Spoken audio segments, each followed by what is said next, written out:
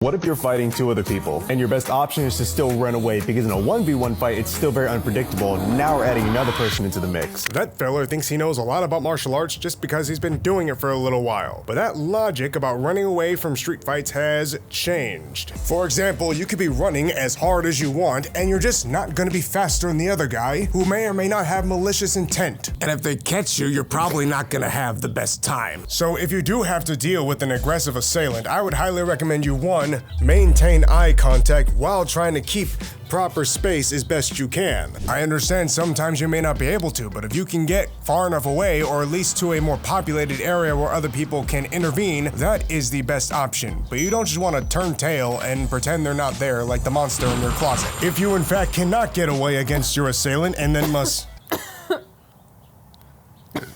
I inhaled my spit. However, if you cannot outrun your assailant, my best option for you would be to throw some cheap shots. For example, that was a punch in the throat. If you don't like that option, you can stick your finger in their eye. But I mean, that person was talking about multiple assailants, like 2 of them or more. So what if we had one bad guy and, another one like right over here? What do we do? Might I suggest a massive cheap shot to catch the both of them, like pocket sand? Or you can magically spawn in a weapon to help you deal with the adversaries.